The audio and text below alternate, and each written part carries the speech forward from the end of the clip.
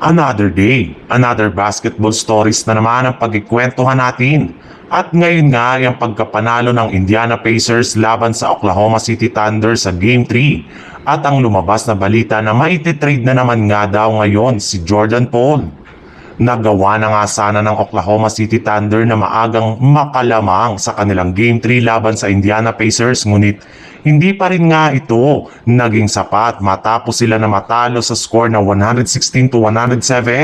Bagamat man nga nakapagtala si Shai Gilgeous-Alexander ng 24 points, Chet Holmgren na gumawa ng 20 points at si Jalen Williams na nagtala ng 26 points. Lahat rin naman nga sila ay nag-outplay ng mga players ng Pacers na pinangungunahan naman ni ng Pascal Siakam na nagtala ng 21 points. Tyrese Haliburton na muntik pang magtala ng triple-double na umabot ng 22 points, 9 rebounds at 11 rebounds at si Benedict Mathurin na gumawa ng 27 points. At kasabay nga ng pagkatalo ng OKC Thunder, halos lahat nga ng kanilang mga fans at nagkagulo sa social media kung saan sinisi nga nila dito ang kanilang mga players na hindi nagpakita pagdating ng fourth quarter na siyang dahilan ng kanilang pagkatalo.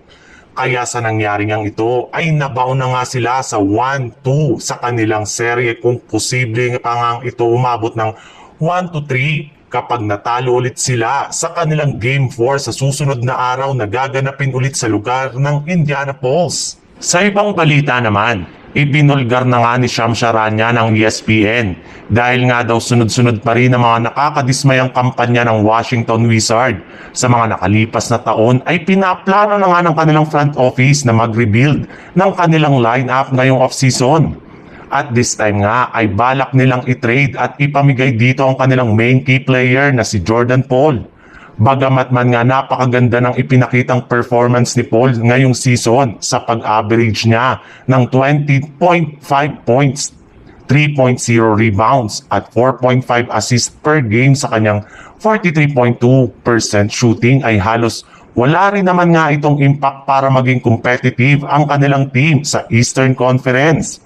Bukod rin dyan, aabot rin naman nga ng $65.9 million ang kanyang kontrata sa susunod na 2 taon. Kaya kung gusto man nila na makatipid ay pwede nga nila ito na ipamigay sa ibang team. At isa nga sa sinasabing team na dapat nga daw kumuha sa kanya ay ang dati nitong kupunan na Golden State Warriors na sobrang yung nangangailangan ng backup point guard na makakatulong kay Stephen Curry. Kaya kung sakali man nga nakunin nila itong muli sa isang trade gamit si Jonathan Kuminga, ay hindi nga malabo na malaki ang maitutulong nito sa team next season.